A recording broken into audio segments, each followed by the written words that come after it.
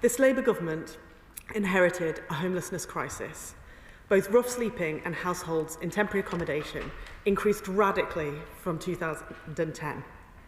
So it's not just the people we can see sleeping in Westminster Tube Station as we leave this building, but also families and children that we can't see, living in unsuitable temporary accommodation such as bed and breakfast, without a kitchen, far away from family, friends and schools. And for some, Madam Deputy Speaker, this has been a matter of life and death. 1,142 people died whilst homeless last year. 74 children's deaths were connected to temporary accommodation in the 5 years to 2024. 58 of them were babies under 1. Everyone deserves a roof over their head. And children in the worst housing our country can offer deserve the attention of this House. To tackle the root causes of homelessness and break the cycle of failure, we must build more homes. We want to build 1.5 million new homes, including more social and affordable housing. That's more than that's been built for years. And this new programme could deliver around 300,000 social and affordable homes over its lifetime, with about 180,000 for social rent. Not having enough money is another cause of homelessness. The child poverty strategy presented to the House last week will lift 550,000 children out of poverty by 2030, including through the removal of the 2-child limit. Building more homes and preventing homelessness overall will take time, but families living in squalid, overcrowding conditions simply cannot wait. The government will eliminate the use of B&Bs for families this Parliament and make sure temporary accommodation is livable on the rare occasion that homelessness can't be prevented. And we've already proven it's possible through innovation funded by our Emergency Accommodation Reductions Pilot programme. This programme funds new work to find more sustainable accommodation, inspection of properties, the acquisition of long-term accommodation for families, and support to make that transition. That's why in this strategy, we're increasing funding to 30 million to stop a wider range of poor practice, including the overuse of B&Bs and unsuitable out-of-area placements.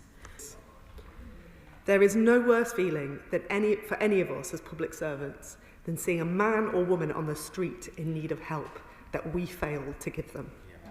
Over a third of people who've been sleeping outside have been doing so for months, some for years, with complex underlying needs who've been failed by services again and again, and this cannot continue. So today we're setting a target to halve the number of people sleeping rough long term by the end of this Parliament. We will help more vulnerable people off the streets and into stable housing by investing 124 million over the next 3 years in supported housing services. We'll provide 37 million pounds to our partners working in the voluntary community and faith sector to support recovery from homelessness. And we'll target 15 million pounds for councils to test innovative approaches to helping people experiencing long-term rough sleeping, which is often complicated. In a country such as ours, though, Madam Deputy Speaker, we really should be able to prevent homelessness. But instead, hard-working professionals are stuck responding to crisis after crisis. Many councils have simply become overwhelmed by the costs, and people are having to face a night on the street just to access support in the first place.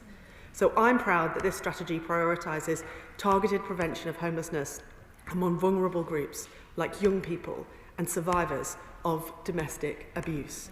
We are providing more support to young people in supported housing, helping them develop the skills and independence they need, and by making work pay, crucially removing the work disincentive for those in temporary accommodation and supported housing.